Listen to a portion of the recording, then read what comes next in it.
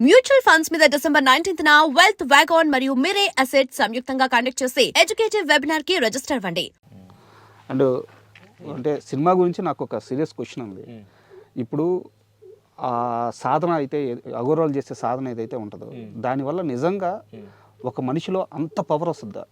అంటే రియల్ ఏంటంటే ఈ సందర్భంగా ఏంటంటే మేము అంటే నువ్వు ఏది చెప్పాము ఏదో హిమాలయాలు ఉంటారంట అనేది కాకుండా మేము అలా తపస్సు చేసిన మనుషుల దగ్గర కూడా మేము వాళ్ళ దగ్గర ట్రావెల్ చేసాము. అందుకే మిమ్మల్ని అడుగుతున్నాను. రియల్ ట్రూత్ అంటే భూమిలో నుంచి ఒక 5 అడుగులు లేచిన వాళ్ళని చూసాము. ఆ భూమికి అసలు గాలి అక్కపడకుండా వెళ్ళిన వాళ్ళు కూడా కొన్ని చూసాం అన్నమాట. వాళ్ళు మీడియా ముందుకి రారనమాట. ఆల్రెడీ మేము కొంతమంది ముసళ్ళ మధ్య కూర్చొని ధ్యానం చేసిన వాళ్ళు కూడా మేము ఆ బుక్స్ కానీ వాళ్ళని ఇంటర్వ్యూ చేయడం కలిసింది. మేము ఈ మార్గంలో ఇన్నర్ ట్రావెల్ చేస్తూ హిమాలయ కూడా మేము వెళ్ళినప్పుడు కూడా కొంతమంది సాధువులు కలిసినప్పుడు కూడా ఇప్పుడైతే విశ్వానికి ప్రకృతికి కనెక్ట్ అయిపోయినప్పుడు ఆ ముసళ్ళ మధ్యన కూర్చొని ధ్యానం చేసిన మనుషులు ఉన్నారు. పెద్ద పుల్ల దగ్గర కూర్చొని వాటితో మాట్లాడి ధ్యానం చేసిన వాళ్ళు కూడా ఉన్నారు. అంత శక్తి ఉందన్నమాట దానికి. ఈరోజు ఏంటంటే బాలయ్య బాబు కొంతమంది సినిమా కదా అలా చేసి ఉండొచ్చాము అని అంతే కాదు, రియల్ ట్రూత్ వెళ్తే నిజంగా అసలు లోపలికి వెళ్ళి చూస్తే నిజమైన శక్తి అనమాట. మనుషులు ఒక చోట ఉండి ఒక మనిషి 4 రకాలుగా 4 చోట్ల కనిపించిన మనుషులు కూడా ఉన్నారు ఒక సమయంలో. క్లైమాక్స్లో మీరు పెట్టారు కొంత బాలకృష్ణలు, 4 బాలకృష్ణలు వచ్చారు. ఇవన్నీ మేము ఏంటంటే బోయిపాటి గారు కూడా ఆయన కూడా ఈ మార్గంలో సాధులు ఇవన్నీ తెలుసు కొంచెం ఇంటర్వ్యూ చేసుకున్నారు అనమాట. మేము దాన్ని ట్రావెల్ అవ్వడం వలన కొంచెం మాకు ఇంటరాక్షన్ దగ్గర మేము సాధు సాంగత్యంలో ఎక్కువ తిరుగుతుంటాం. వెళ్ళినప్పుడు ఓ మనిషిలో నుంచి 4 అలా స్ప్రెడ్ అవుతే అంత ఎనర్జీ ఒక శక్తి ఉంటుంది చూడు. అంత 4 రూపాయలు కూడా తయారు చేసుకుంటారు మనిషి. చేసిన వాళ్ళు కూడా చాలామంది 4 చోట్ల కనిపించిన మనుషులు కూడా ఉన్నారు. సాధనలో అంత గొప్పతనం ఉందన్నమాట. ట్రూత్ అది. ఎందుకంటే ఇది సినిమా కోసం అనేది కాదు, ఇది రియల్ ట్రూత్. అలాంటి అనుభవం పొందిన వాళ్ళు ఉన్నారు, చాలామంది ఉన్నారన్నమాట. మనకు ఆ సమయంలో మీడియాలు గీళ్ళు రారు కాబట్టి చేసిన వాళ్ళు ఉన్నారు. మీడియాకు ముందు రాకుండా ఈ శక్తిని ఎక్స్పోజ్ చేసిన అనంతమైన శక్తి విశ్వాన్ని కనెక్ట్ అయితే అది మెరికల్. నమ్మలేని విషయాలు కొన్ని జరుగుతూ ఉంటాయి. కాబట్టి ఆ విషయాన్ని బాగా ప్రజెంట్ చేసి అందరు రోజులు ఆ తపస్సు చేసి వచ్చిన ఒక మనిషి ఎనర్జీ ఎలా ఉంటుంది అనేది ప్రజెంట్ చేసింది అఖండ తాండవం. సూపర్. అంటే మాస్టర్ మీరు చెప్తున్నట్టు ఆషామాషి సినిమా కాదు, చాలా హోంవర్క్ అవసరం. ఎస్, ఎందుకంటే భక్తి అవసరం. ఎందుకంటే మనం చేస్తున్నప్పుడు ఆయన షూటింగ్కి వెళ్ళబోతే 1 అవర్ పూజ చేసుకొని ఎంటర్ అయిన తర్వాత డైరెక్టర్ పూజలో చేసిన తర్వాత షూటింగ్ స్టార్ట్ ప్రతిరోజు. ఎస్, అందరూ భక్తిగా చేయటం జరిగింది అనమాట. అంటే ప్రతి మనిషి కూడా మనసు కేంద్రీకరించి దృష్టి పెట్టి భక్తితో చేయాల్సిన సినిమా. మీరు ఎన్ని రోజులు షూట్ చేశారు మాస్టర్? అంటే ఇన్ని రోజులు అంటే మేము ఒక 70-80 రోజులు వర్క్ చేసాము. మీ వర్కింగ్ ఈ అన్ని డేస్లో ఒక మర్చిపోలేని మంచి ఘటన ఏదన్నా అఖండ సెట్లో జరిగింది ఏదన్నా ఉంటే పంచుకుంటారు? అఖండ సెట్లు అంటే ఈ ఫైర్లో దూకేటప్పుడు ఒక చిన్న విషయం. ఫైర్లో మేము ఒక చిన్న అలా వేసేసి అలా దూకుతాడు అనమాట. బాలకృష్ణ గారు ఎంట్రీకి అవును దూకితే బాబు ఫైర్ ఉంటుంది, మీకు కొంచెం దూరంగా ఉండండి, ఫైర్ తక్కువేండి అంటే ఆయన అంత ప్రేమించే సాడలం నేను తప్పును దూకుతాను. చిన్న ఫైర్ తక్కువ వేసామన్నమాట. అట్లాంటి రియల్ విషయాల్లో ఆయన అంటే కనెక్టింగ్ న్యాచురల్గా, అంటే న్యాచురల్గా ఆడియన్స్ కనెక్ట్ అవ్వాలి, దీనికి కొంచెం ఏదో అలా చేయకూడదు, సింపుల్గా చేయకూడదు అనేది ఆయన ఎయిమింగ్ అనమాట. అది ఆయన అంత జాగ్రత్తగా చూసుకొని ఒక్కొక్క ఫైట్కి మేము చేయాల్సి వస్తుంది. డూప్ కదా మాస్టర్. అంటే ఆ సిచ్యువేషన్లో ఆయన దూకిన ఎమోషనల్ ఆ ఫైర్ ఉండాలి, ఫైర్ పెట్టను అంటాడు. కొంచెం ఆ చుట్టూ ఫైర్ పెట్టను బాబు, పంచి కంటుకుంటుంది అంటే లేదు పెట్టను, ఆ ఎమోషనల్ ఉండాలంటాడు. నా డౌట్ ఏంటంటే అలాంటి రిస్కీ షాట్లో డూప్ చేయరా? బాలకృష్ణ గారే చేస్తారా? మ్యాక్సిమం 90% ఆయన చేస్తారు. అవునా? అంటే ఆ తాండవము, ఆ ఫీలు, ఆ లెగ్ మూమెంట్స్, ఆయన శక్తి వచ్చుద్ది. డూప్కి వచ్చినప్పుడు ఆ ఫీల్ అవ్వలేరు కదా. అవునవును. నేను ఒక క్యారెక్టరేషన్ ఫీల్ అయిన ఫీలింగ్ బయట మనిషి రోడ్లో మనిషి చేయలేరు కదా. అట్లా అందుకని ఆయనలో ఉన్నాడు కాబట్టి 10 నేను చేస్తానని అనుకుంటాను అన్నమాట. అండ్ సినిమా విషయం కాసేపు పక్కన పెడితే నేను మీవి కొన్ని ఇంటర్వ్యూలు చూశాను. అంటే నేను పర్టికులర్గా చెప్పలేను కానీ నాకు ఓవరాల్గా అర్థమైంది ఏంటంటే ఇక చాలు, వచ్చింది చాలు, ఒక ఆత్మ సంతృప్తి అనేది ఒకటి ఉంటుంది మీ ఇద్దరిలో. నాకు అది కనిపిస్తుంది. ఎప్పుడు మొదలైంది ఇది? ఎలా మొదలైంది? సాల్వ్ అనేది కరెక్టేనా? ఒప్పుకుంటారా ఈ ఆలోచన విధానం మీలో మొదలైందని? 100% ఒప్పుకున్నాం. 100% ఆల్రెడీ చాలా మంది చెప్పాం కూడా. సాల్వ్ అది ఏంటంటే మేము కొంచెం ఫేర్ వచ్చింది, అవార్డ్స్ వచ్చినాయి, డబ్బులు ఫేర్ వచ్చింది, అటు భయం కూడా వచ్చింది. ఈ డబ్బులు ఎక్కడ పోతాయో, ఈ పేరు కాపాడొచ్చా లేదా, మనం కాపాడుకుంటాం లేదా, ఇట్లా ఎమ్మడబడి వెళ్తుంటే ఏదో మనకి డబ్బులు ఫేరు వచ్చితే ధైర్యం రావాలని భయం ఎందుకు వస్తుంది? Correct question.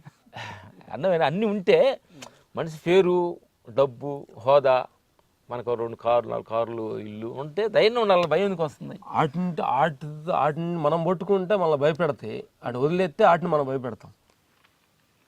ఎస్, అలా మొదలైన ఆలోచన ఇది. అంటే ఏంటి, పేరుని మనం ఇలాగే మెయింటైన్ చేయాలనుకుంటే మనం భయపెడుతుంది పేరు. ఇప్పుడు ఇలాగ కీర్తి, సంపద ఇదంతా కూడా దేహమైన మమకారం కానీ ఇవన్నీ ఇలాగే ఉండాలని మనం కానీ మనం నిర్ణయించుకుంటే అవి భయపెడతాయి ఎవరినైనా, ఈ ప్రపంచంలో ఎవరినైనా. అందుకని అప్పుడు అనిపించే, ఓహో నువ్వు భయపెడతావా, నిన్ను భయపెట్టాలి, ఏం చేయాలి, నాకు అవసరం లేదన్నావు. డబ్బు అవసరం లేదు, కీర్తి అవసరం లేదు, దేహం నీకు ఎన్ని రోజులు ఉంటుంది అది అంతవరకు. నాకు తోటి దేహం నాకు అవసరం లేదు, దేహం దేహం కూడా అవసరం లేదు. అవసరం లేదని కాదు, ఎందుకంటే అవసరం లేదు. ఈ మాటలు కొంచెం సూక్ష్మంగా ఆలోచించాలి. అంటే ఇది అందరికి కొంచెం ఆలోచించాలి. చెప్పండి మాస్టర్. దేహం అవసరం లేదంటే అది అవసరం లేదు సూసైడ్ చేసుకున్న వాళ్ళు, అది వేరే మూర్ఖత్వం. ఇది కాదు మేము అవసరం లేదు అంటుంది. అంటే అటాచ్మెంట్ లా అంటారు. అటాచ్మెంట్, నాది అనే ప్రేమ ఉండకూడదు, నేను అనే మమకారం, నాది అనే భావం, కర్తభావం ఇవన్నీ తగ్గించుకుంటా ఉంటే దాన్ని ఒక ఆయుధం లాగా వాడచ్చు, ఒక పరికరం లాగా. దీని మీద ఎప్పుడైతే మమకారం, ప్రీతి పెంచుకున్నామో, ఏదైనా అయిందనుకోండి మనం భయపెడతాము, మనం ముందుకు పోలేము. మనల్ని ఏదైతే భయపెడుతుందో దాన్ని మనం భయపెట్టాలి. అర్థమైందా? డబ్బు, పేరు ఏది మనం భయపెడుతుందా దాన్ని భయపెడతాం. నాకు అవసరం లేదు డబ్బు, సాలు వచ్చింది బోనస్. అందుకని సాలు అన్న తర్వాత ఇంకో టెక్నిక్ కూడా ఉండేవి.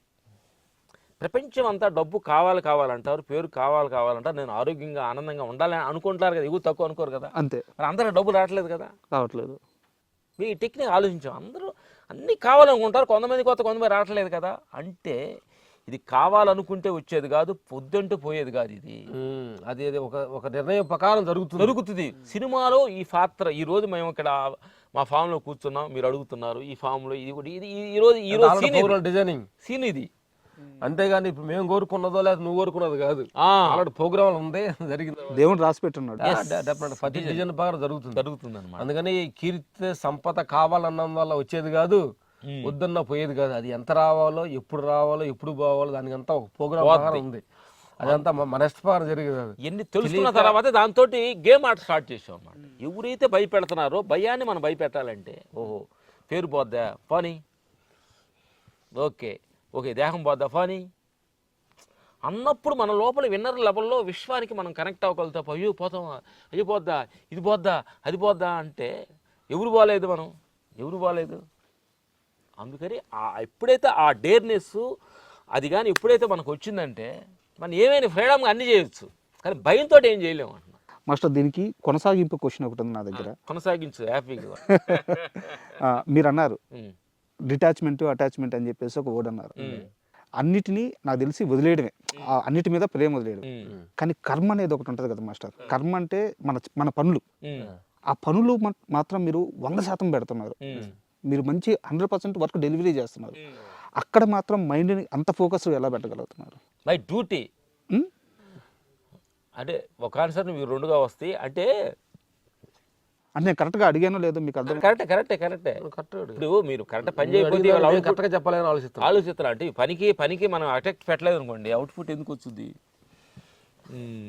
అది ఏం లేదమ్మా, మనకి నాకు ఇంత ఎక్స్పీరియన్స్ ఉంది, నాకు 20 years ఎక్స్ట్రా ఫైట్ మాస్టర్, నాకు ఇన్ని సినిమాలు చేసిన, ఇన్ని అవార్డులు వచ్చినాయి అనేది కానీ మన లోపల మైండ్లో పెడితే ఆ ఫని మేము అప్పుడు ఆ మైండ్లో పెట్టంగా మనసు ఏమిటంటే అది అన్నిటినీ క్యాప్చర్ చేస్తుంది.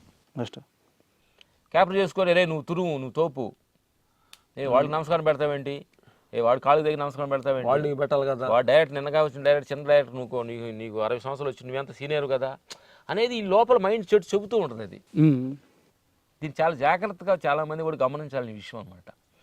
ఇది ఏదో మైండ్ సెట్లో నేను తురువును తోపును అనుకుంటారేమో కానీ అది సిస్టంలో ఫీడ్ చేసుకుంటుంది. అది ఆ రోజు నేను గొప్ప అని చెప్పావుగా, నువ్వు గొప్ప అని చెప్పుద్ది. అది ఎక్కిస్తుంది నేను అసలు ఎక్కించి పడేస్తే కిందకి కాళ్ళు ఇరిగితే అయ్యో అంటే ఎడుతాను. అప్పుడు ఎవడు రాదు, అది రాదు ఎక్కించిన మనసు నిన్నెవడు ఎక్కబోరాడు అంటది.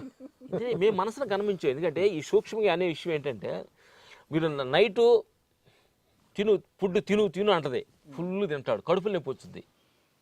అప్పుడు అంటే మేము గమనించి చెబుతున్నాం. ఇదండి మేము ఏదో డూప్లికేట్గా చదవటం కాదు.